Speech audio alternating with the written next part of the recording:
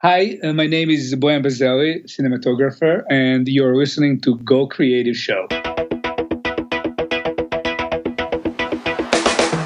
Hey everyone, my name is Ben Consoli. I am a director and owner of BC Media Productions. And this is the Go Creative Show, the show dedicated to creative professionals in the video production, filmmaking, television, and music industries. Bojan Bazelli is the brilliant and visionary cinematographer behind the new Gore Verbinski film, A Cure for Wellness, and we discuss all the secrets behind its iconic and challenging scenes. The Go Creative Show is supported by our friends at Kessler, making innovative tools for filmmakers. Visit them at KesslerCrane.com. Rule Boston Camera, buy, rent, create at Rule.com. Newshooter.com. Hedge for Mac, the fastest way to back up media, and PremiumBeat.com. Premium, royalty-free music and sound. Well, ever since I saw the preview for A Cure for Wellness, I've been so excited about this film. And it was so stunning. The visuals in this movie is just out of control. And, luckily, Bojan was willing to come on the show and talk to us about it. He's an incredible cinematographer. I mean, his visuals are they're just incredible. And if you haven't seen the film, I strongly suggest you do. It's long. It's about 2.5 hours. And if you guys, for those that know me, I do not like long films. I mean, I'm kind of annoying about it, especially if there's like a big film everybody wants to see. I'll purposely be like, no, I'm not going. It's too long. I'm not going. And people get super annoyed. I am not a fan of long films.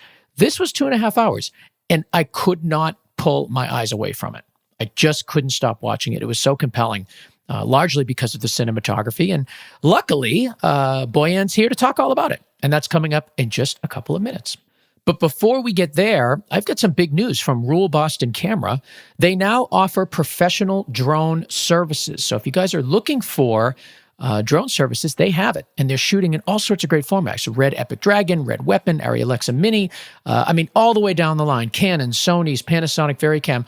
It's all there. They've got a couple of different options for drones, and their work is spectacular. If you go to rule.com, RULE.com, right there on the homepage, click on Professional Drone Services, check out their demo reel, and hire these people.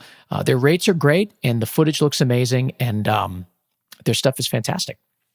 And of course, they also offer, rentals, and you can purchase equipment there, and you can also learn quite a bit. So right there on the homepage, under the drone services, are the 3 big buttons you need to see: buy, rent, and learn. Click on Learn. You get access to all of their learning labs and pub nights, and learn some stuff. Will ya? It's easy. Go there. It's free. They'll take you to their Vimeo page, and you can learn all about different things in our wonderful and booming and vibrant filmmaking industry. And lastly, I want to talk about Hedge for Mac, HEDGEFORMAC. Hedge is the fastest application for backing up media in OS X. And they now have a great iOS app called the Connect app, which makes it so that you don't need to stand by your Mac waiting for your transfer to finish. When it's done, it'll let you know. And it has a bunch of other features too you should check out. But Hedge for Mac is really fast. It's faster than the Finder, and that's why I use it all the time. It's also super easy, and there's really no learning curve. So anybody can just jump in and start using it. You can import multiple sources to multiple destinations at the same time. So it's perfect for creating multiple backups on set, which really is the best way to assure that your footage is backed up securely. Because when you give those cards back to your camera operators, and they format those cards, that footage is gone. So you want to make sure that you've backed everything up, and Hedge for Mac is going to let you do that with accuracy and with speed. There's lots of information and background on Hedge for Mac at their blog, medium.hedgeformac.com, medium.hedgeformac.com. And the regular price is $99, but you can get a 20% discount if you go to hedgeformac.com/go creative show. So how about that? We give you 20% off of $99, and that's not nothing. That's not nothing. And believe me, even if you paid $99, this thing is worth every cent. I use it on all my sets. I love it, and I know you will too. Hedgeformac.com. All right, it's time for our spotlight. Bojan Bazelli, ASC, is a master image maker working at the forefront of today's most high-profile, visually progressive films. His collaboration with director Gore Verbinski challenged both cinema fans and filmmakers with the psychological horror film The Ring. And with A Cure for Wellness, Bojan once again delivers a cinematic feat where each shot is intentional and artistic. We discuss the secrets behind some of the film's most challenging and iconic shots, plus Bojan's love of commercial cinematography and how its creative freedom made him the filmmaker he is today.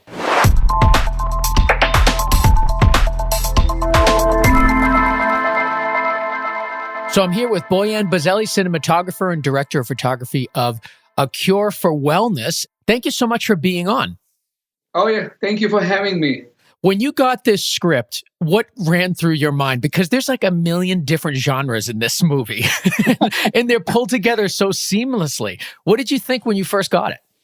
Now, I think it was always a strange project in terms of like a story behind, and what is it trying to say, and what is it trying to tell us. And I don't think I can give you a definitive answer on that one, what exactly I did. But sure. But it was instinctive, and visually, obviously, the element of that movie is a grand scale of that movie is the location. It's the big player. The location itself is a main character in the movie, and knowing that we looked in a few movies that made us always as very happy as we knew them. The Rosemary's Baby, the Shining, the areas where the location is really playing main characters. Where was this location? Some of the exteriors were shot in Hohenzollern, Castle Hohenzollern in Germany, and then like the rest of it was interiors, and some exteriors were shot in Belitz. Belitz is outskirts of Berlin in Germany. The location was really strange in terms of Belitz location, because it does have actually very great dose of spookiness itself. It's a true location that served in 150 plus years in past for everything from the true mental institution through barracks for armies, soldiers, for hospital, military hospital, through name it. Like Russians, the 60s and 70s when they occupied Eastern Germany, held that as their mental institution. Some people even say they were purposely be set down, to that place, almost like a punishment for not doing right things. And in 20s and 1800, and 18 during the First War, the Hitler was treated there as a wounded soldier. Then in Germany, during the German Nazi days, there were human research, some human experiments done there, and virtually in the 80s, I heard there was like a mass murderer who was killing people and burying them over there. It's just altogether a place that speaks drama, and speaks spooky place. Definitely the way it looks and the way it felt. Well, I think what's so interesting about it is that, we've all seen films with creepy locations, and especially ones that are supposed to be like insane asylums or creepy hospitals. But this had to sort of toe the line between that creepy insane asylum / hospital, but also a spa and like a place people would go as like a resort. Yes. So it was sort of a strange blend. And I think you did a great job of that. But curious sort of what went into the thought process of the visuals to be right on the edge of both of those lines. Well, first of all, we did do some major renovation of that place. And I think major meaning in terms of money, I think spent on that was over $2 million to convert it to actually look like spa. Yeah. With that evil sort of substance or basically behind facade, that feel was still there, but we couldn't shoot as is. It was really a place that was falling apart, and everything was really, nobody lived there, nobody took care of that for years. So place was really, totally bad. The big grassy lawn that was in between those two buildings, that didn't exist. We had to put that. We put our own pond outside. We converted that to look idyllic and very sort of like on the surface idyllic and clean and nice. And that was the process, basically. I think, if we can get that place to look that way, and then like discover deeper in its roots that is rotten and bad, then we're okay. Then we're doing okay. So it was location for, I think, 6 weeks of shooting, which we used it for interiors and exteriors, and then some of it was built later on stage. The layer, the doctor's layer, was built on stage. The corridors, some of these were not long enough or conducive enough for shooting and stuff, but mainly our location was served as basically a sanatorium location, and we were happy to have that in terms of the walls and so sizable and thickness of those walls. So really, nothing compares to that in terms of, you cannot even build anything like it on stage anymore. All across the film, it just, something feels different about it. And I couldn't pinpoint why until I read a recent article of yours at No Film School, and you mentioned the unique aspect ratio. And I think that I want to talk about how you came to that conclusion to shoot at, what is it, 166.1? Do I have that right? 161. It's a sort of diminutive of the 185, which is sort of semi-standard if for the U.S. Cinema, unless it's 240, then it's 185, and then those two standards exist, and nothing in between. We were hoping to get a little more boxier feel in terms of sort of subconsciously what you actually pinpointed very well. You didn't know, and I think that was a great message. If you read it that way, that is really successfully then the goal that we had in mind was executed successfully. Then, if that's the case, that you subconsciously felt something is there different, that was the reason, pretty much that, and some pragmatic reasons. Obviously, when later the movie gets screened on a TVs, on a normal household TVs, usually it's the 16:9 ratio, which is very close to 166 ratio. So we don't lose, composition and elements of the composition by pure just transferring it back to TV.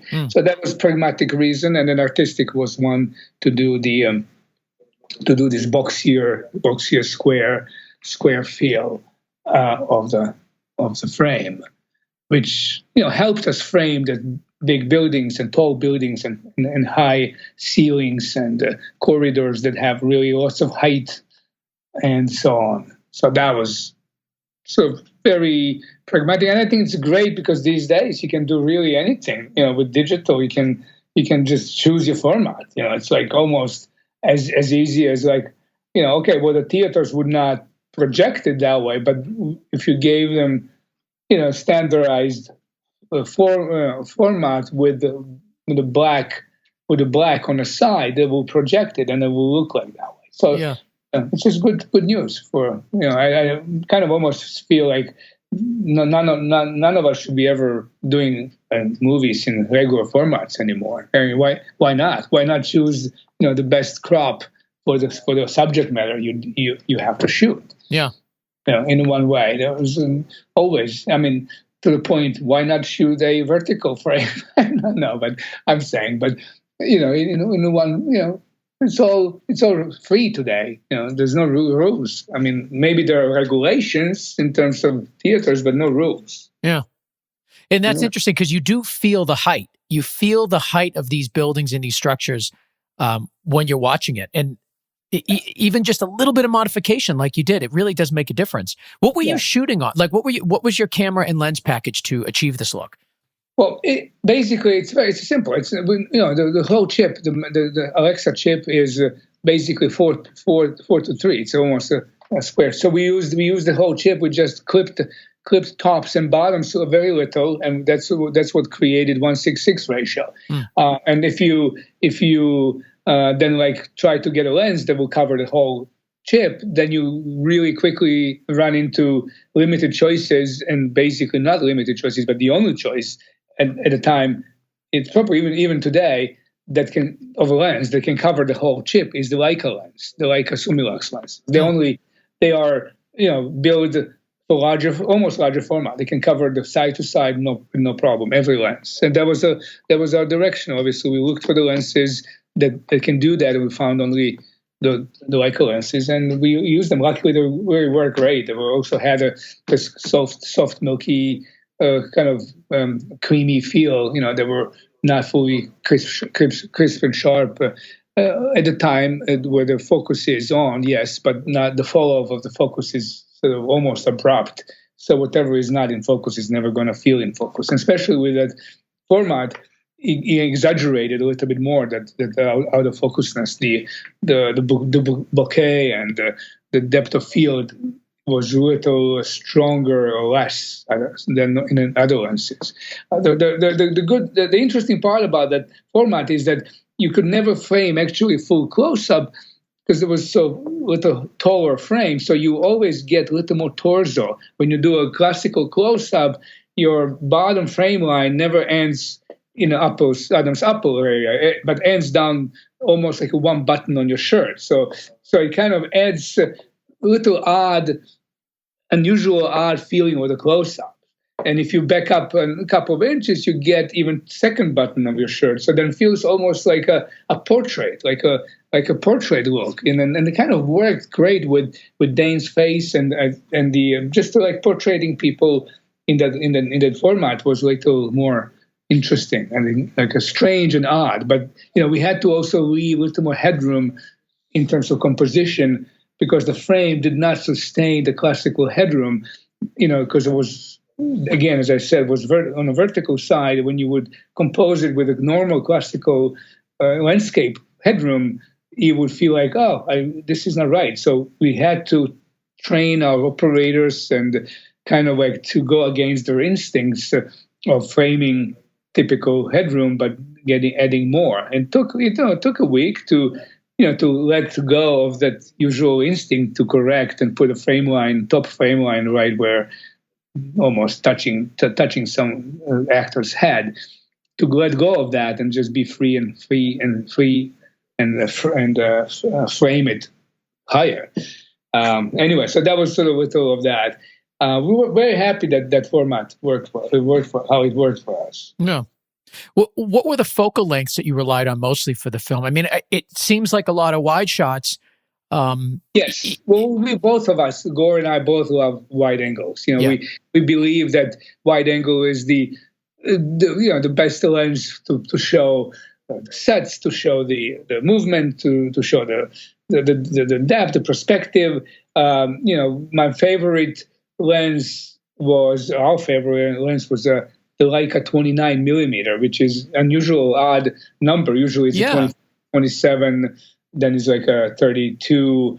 This was a Leica 29, which is like a really beautiful, like it's a sort of in between that wide angle and portrait almost. We shot many close-ups with that lens, like a really close range close-ups that had a dimension, had a nice fall off in the dimension of the perspective.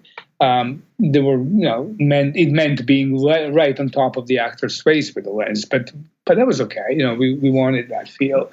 So the usual set today, I think Leica came with a 16 millimeter. At the time, they didn't have 16, so the widest was an 18, and the longest was, I think, 100 millimeter, and today they have 135. So, but we didn't go, and I think our usual go-to lenses were anywhere from that 18-21 was really go-to lens for pretty much all the wide shots. If we wanted something really extremely wide, then we'd go to 18. But 21 was like a go-to wide-angle lens, and then 29, 35, 50, and pretty much 4 or 5 lenses. We didn't really needed more.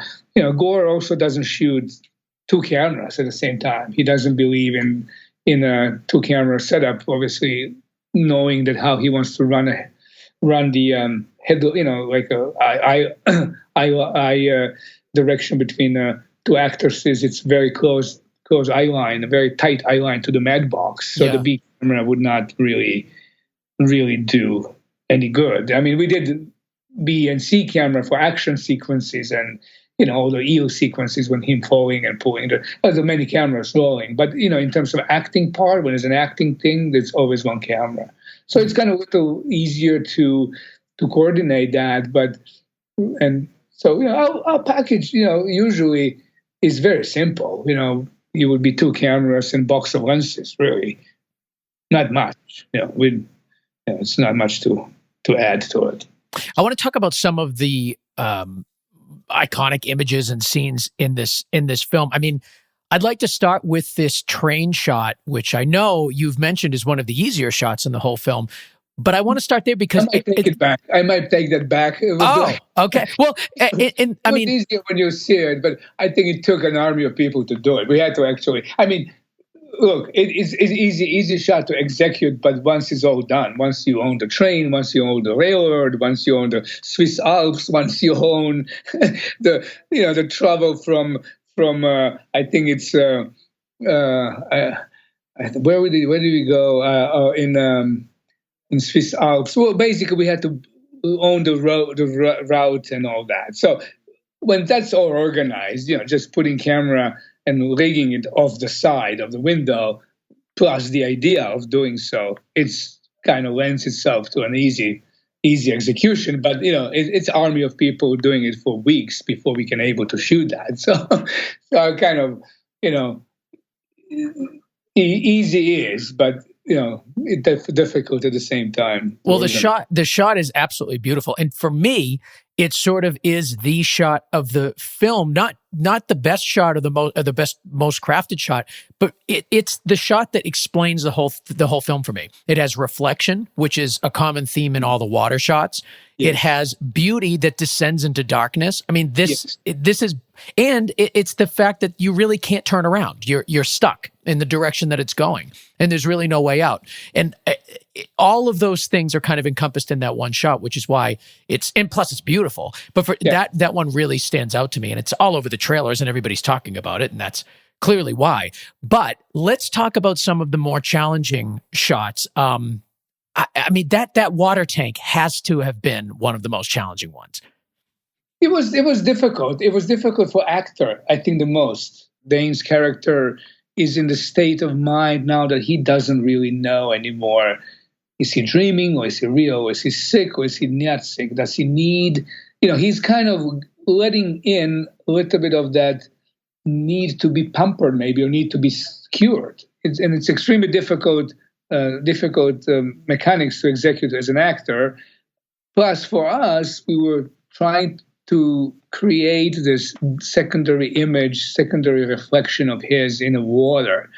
And you may or may not know, but that reflection doesn't come by quickly and simply. It's there, but it's a really subject of a small margin for reflection angle that you can find only when you have an actor and a camera in the water, because you're using the surface of the water as a mirror to reflect, and the narrowness of that angle is such that you lose that reflection. If you move the camera higher or lower by 1/8 of an inch, you lose the reflection. It's not there. And there are 2 reflections. One is that is above the frame, and one is that is below the frame. And both of them are hard to find, but they exist. They're like funny enough they exist because the water is curvy, and it kind of not. If there was a mirror, you would have that reflection all the time because of the curviness of the water. It comes and goes. So it was needing a patient from Dane, needing expertise from underwater operator, which are great, and basically, and we all, in that room of what is it, 9 feet of diameter, there are 3 or 4 people: the diver, the underwater cinematographer, the assistants. Combine of that plus Dane's state of mind to become to be sort of feeling alone and isolated, and that's the code isolation tank anyway. So, Yeah, so yeah. oddly enough, it's isolation tank with 6 people in it.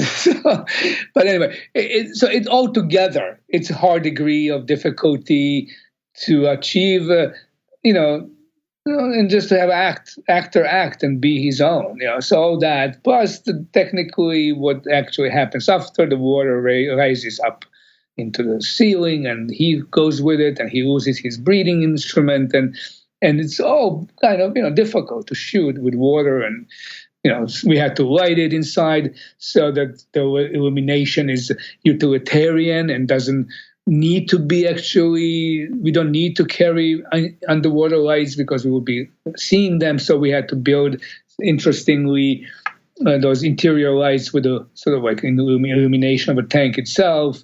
And so lots of thoughts came to that scene, obviously, to be executed the way it was.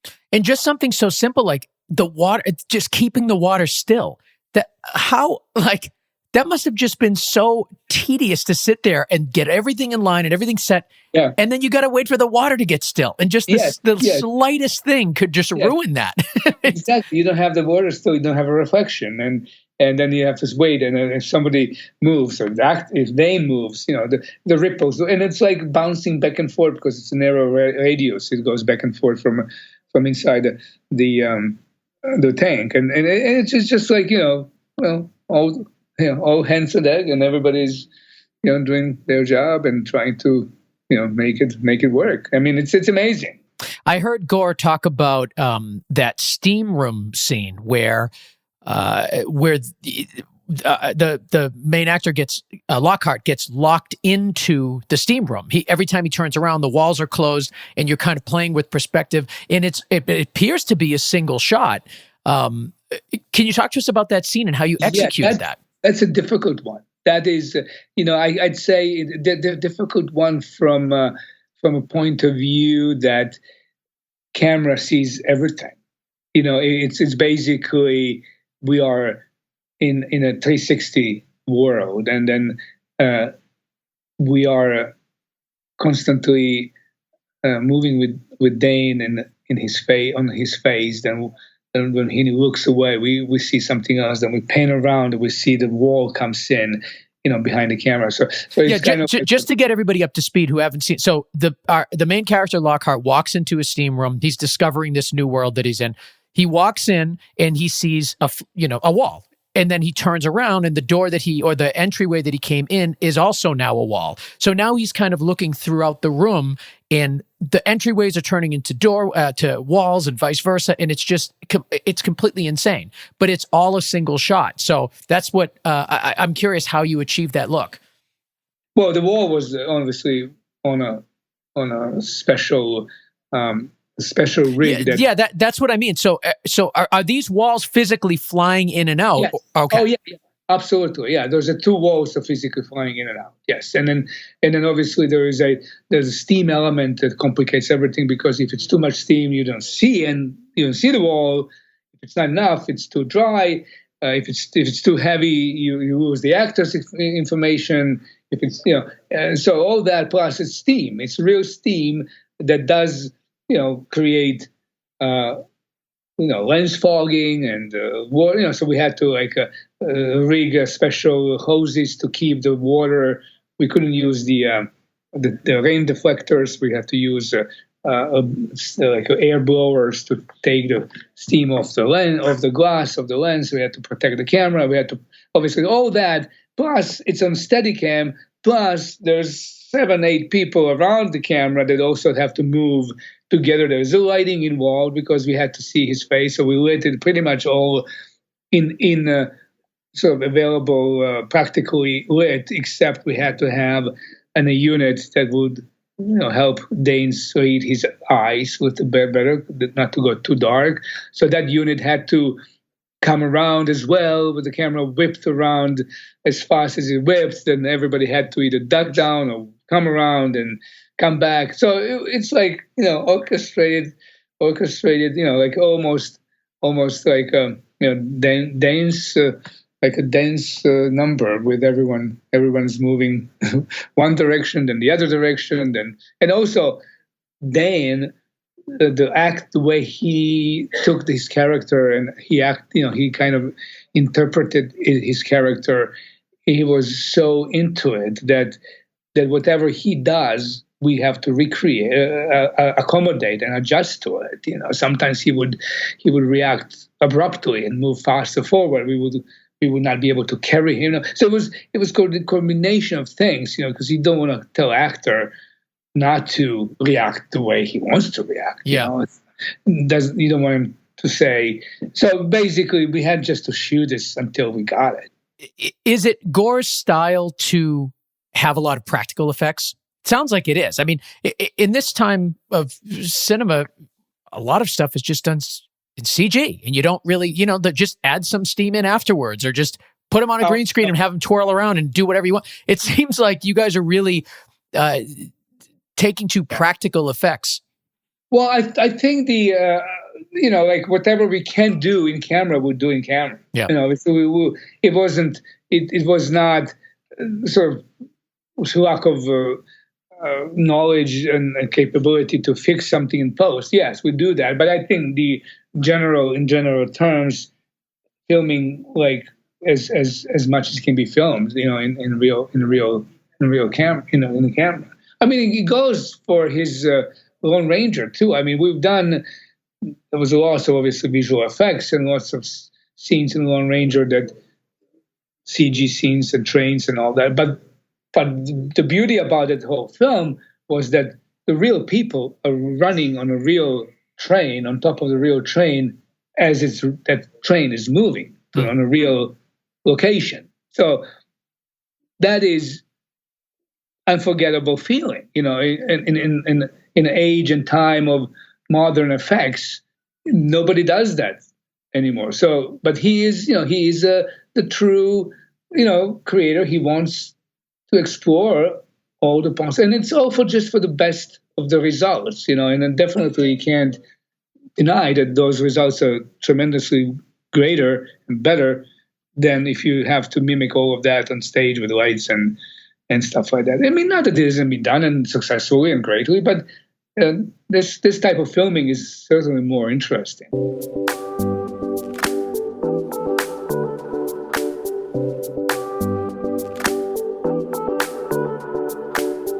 You are listening to the PremiumBeat.com Song of the Week. It's called Emancipation by Vincent Tone.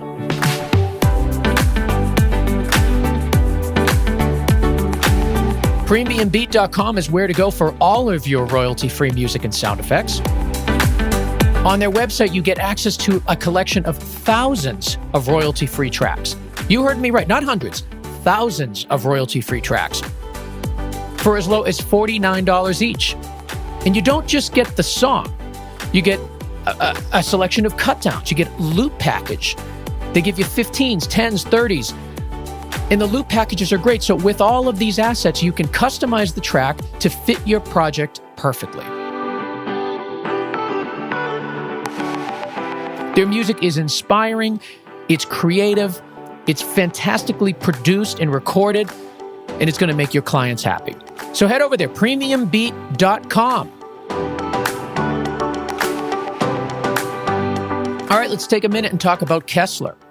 The Kessler Shutter Dolly is the latest innovation in camera dollies and finally provides filmmakers with the performance and versatility dollies in its class have always lacked. Until now, the Shutter Dolly utilizes standard speed rails and can be operated manually or in conjunction with Kessler's motion control solutions, CineDrive and Second Shooter Plus. For more information, visit KesslerCrane.com, KesslerCrane.com. All right, let's wrap this interview up with the remaining portion of our interview with Bojan Bazelli.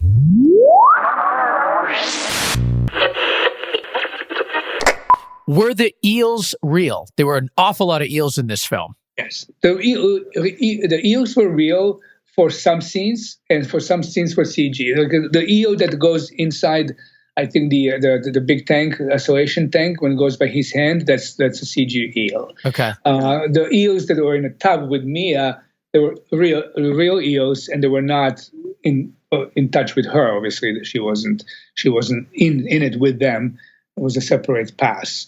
The eels that came out of the toilet in a bathroom, they were real eels. Wow. And real eels, definitely. And it was one of the hardest scenes, I think, for Dane to basically, because he had to break the toilet, and he had to actually not to do it. He had to do whatever his moment of that action when he sees the eels coming out of the toilet.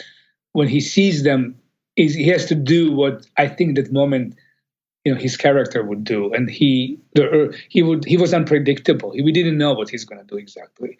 We had 3 cameras in the tiny bathroom, which was really probably 5 feet, 6 feet wide, and then like 20 feet long.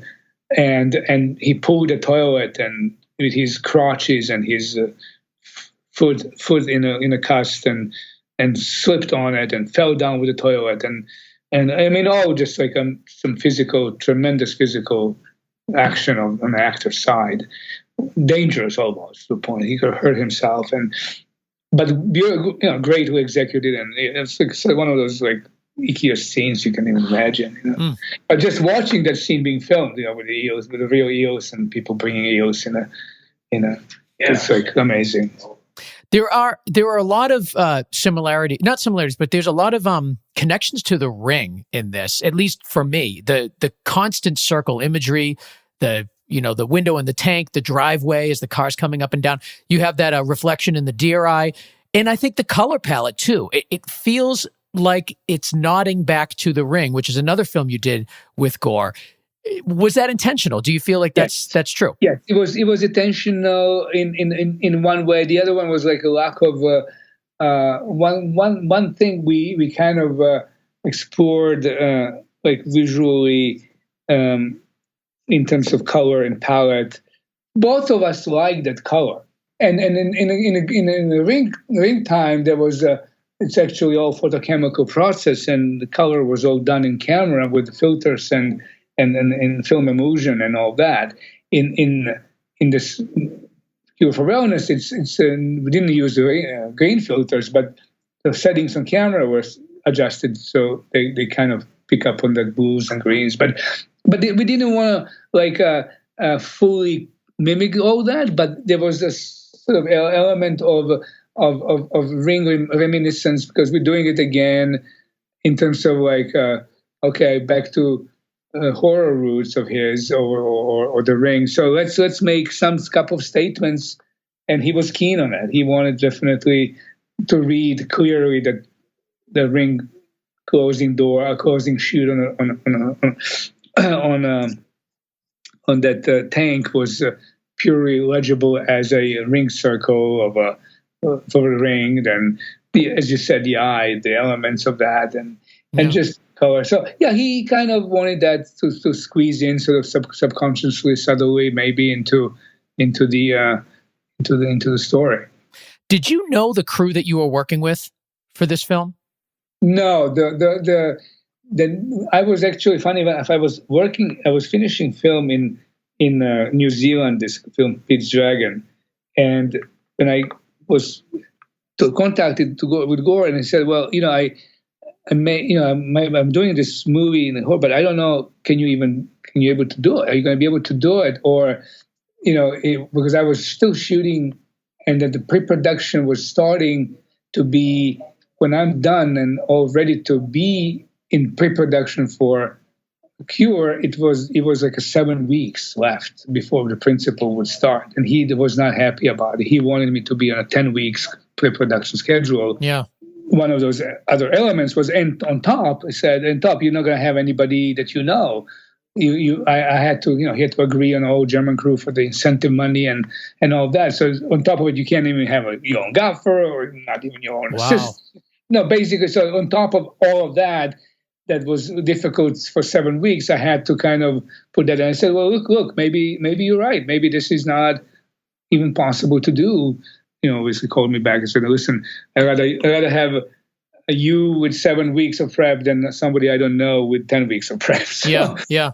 So basically, especially if he's working with a crew that he doesn't know. I mean, you got to have somebody, at least one person that you've worked with. Exactly. He because he would download everything to you, and then he walks away. He will keep the contact in pre-production with elements of constantly, like making sure things are happening and all that. But he also cherishes his time with actors and rehearsal time and all that. So there was all that. But I have to say, the German crew and were all great. They were good, great people, and it was very fast because we have to, move, relatively speaking, very fast. In any film you do with Gore, you're always moving fast. So even though the budget's attached sometimes to the budget tag is large, people think it's a luxury of everything and time. It's actually not, because the bigger the budget, the more is to do. And the more, in Gore case, it's never little to do. It's always enough. Is he always pushing the limits? Always pushing the limit. Yeah. Always pushing the limits. Always pushing the amount of coverage he needed. We've never done a day under 25 setups. We were days we shot 50, 60 setups a day. It's a very complex and hardworking crew, and he works very hard, and he demands everyone to be on the same page and a good pace. But he's he gives you visually, he will give you freedom and your sandbox, but he would fill your day with demands what to do. It's not like you have time to do some endless tweaking and polishing things. You have to be buttoned up and know exactly how things are going to work quickly, and that's it. You get what you get. You get your 20, 30 minutes, and that's it. And then the set is his. And the shots are not easy. We're not doing like meat and potatoes coverage. Like over the shoulders and stuff like that. It's complex shots. Some of these shots were tough to execute. Some of it take longer. Some would take short. But on top of everything, I think our average day is like probably 30 setups a day, every day, average. Unbelievable. Yeah. And then it was the same thing with Lone Ranger. People think it was a big budget, lots of time wasted. No, we shot pretty much every angle, every minute. It's like all the time.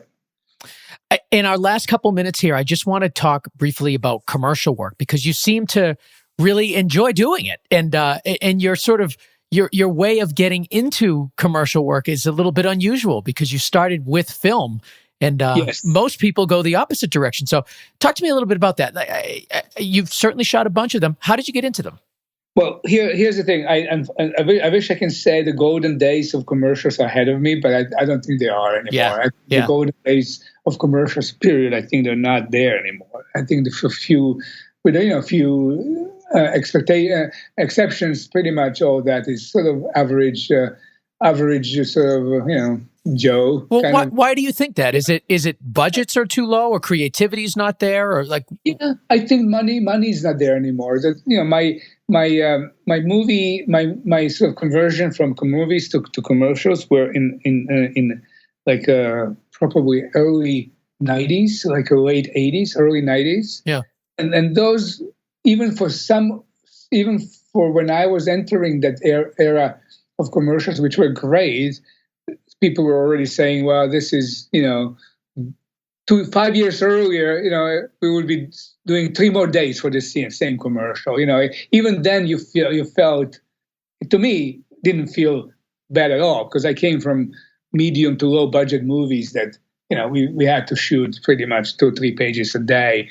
And, all of a sudden I entered the visual world of commercials, which were glossy and beautiful, and, people were hired to do beautiful work and great work, and given time and given, pretty much all resources. It was like revelation to me. It's like, well, this is unbelievable. This is what actually I do really like.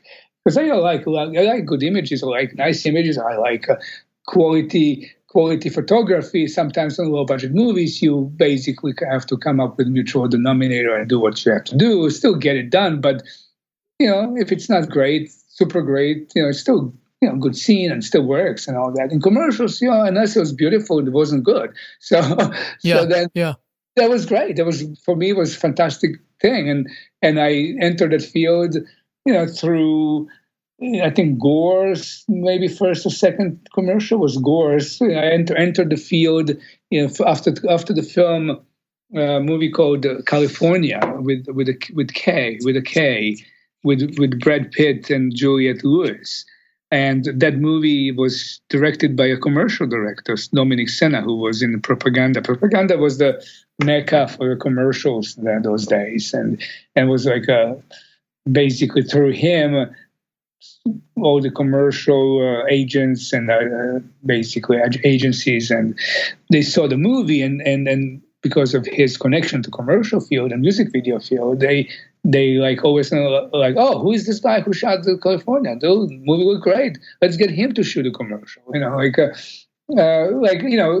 There's a circle like that in everybody's career. I tell you analysis and some symbolism about it in a second. So anyway, so then that's the Bojan Bazelli. So that's how I started commercials, basically. So all of a sudden, my 15, 16 movie, and then people started calling for commercials, and it was not easy to shoot commercials, but it was certainly pleasant and beautiful, and my imagination was great. And you used to fight producers for time to shoot certain things in the movies, because obviously we look better, and we can't do this, we can't let you do it. There was no time.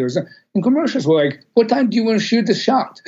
Yeah. Okay, when, where, what? It's like, whatever, doesn't matter, as long as you get it done in whatever time is given, and it looks great. So all of a sudden, I was like in heaven. I took this so seriously, this commercial occupation, in a while, that I kind of like stopped doing movies for quite a bit of time. I missed the golden age. When I came in, all I heard about was how great the budgets were before. Yes. I mean, I missed it all, unfortunately. But I did have some amazing budgets and some amazing amount of days and travel time. And I mean, I've worked with few people constantly. One of the directors I kind of worked for 20 some years. He's not working anymore. His name was Bruce Doward. Maybe maybe you don't. But it's like it was at a time, coming from England, and basically coming from this English school of Ridley Scott and Jake Scott. I mean, all that kind of good, great, visually motivated people. We were doing great stuff and all that.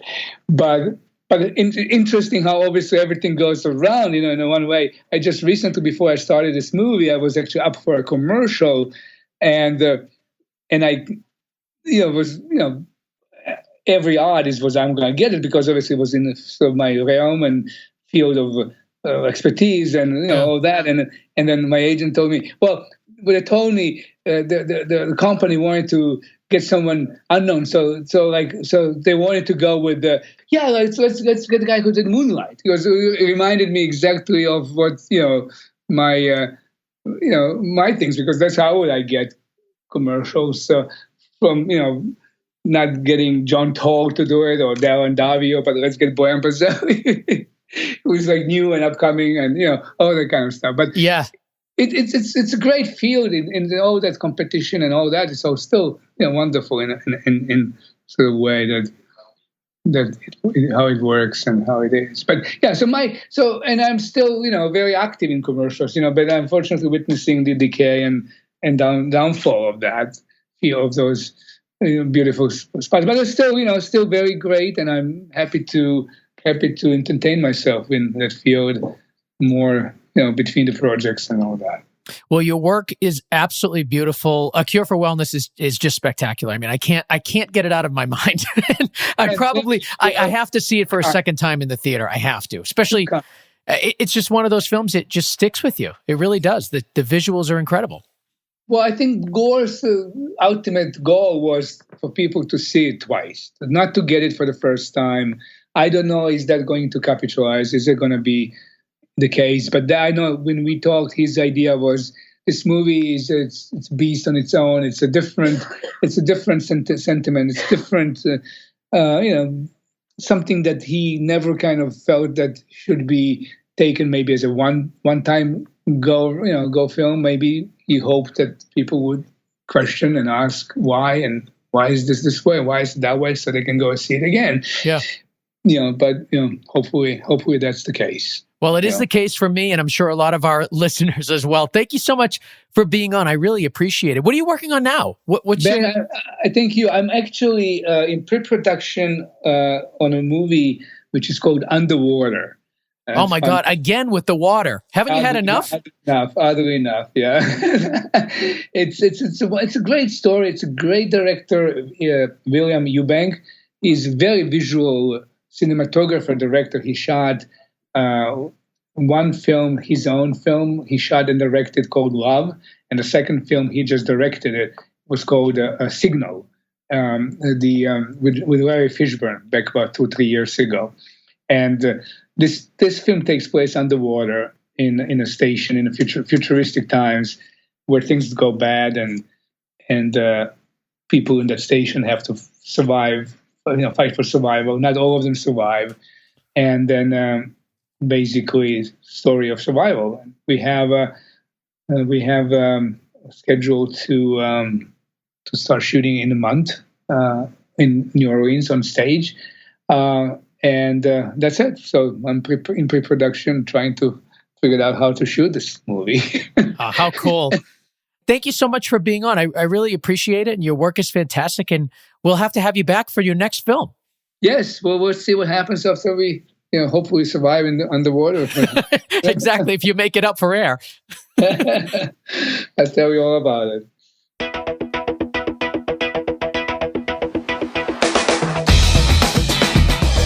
Bojan Bazelli, what a great guest. Very honest, very open about all of his cinematography tricks, and the film was beautiful. You got to check it out.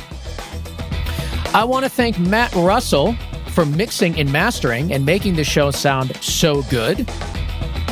I use Matt Russell for all of the video work at BC Media Production, so he doesn't just do the podcast. No. You guys can use him for yourself. Go to gainstructure.com and on Twitter @gainstructure. Reach out to him and hire that boy. He knows how to make things sound amazing. And while you're on Twitter, you can tweet us @GoCreativeShow, @GoCreativeShow. Let us know what you think of the show. And if you have any guest suggestions, and most importantly, head over to iTunes and give us a 5-star review. It makes a huge difference. It's easy to do, and it costs you nothing. But I need to thank our sponsors, most importantly, because without these people, the show doesn't exist. Hedge for Mac, Rule Boston Camera, Kessler Crane, News Shooter, and PremiumBeat.com. Please support those that support us. We'll see you next week.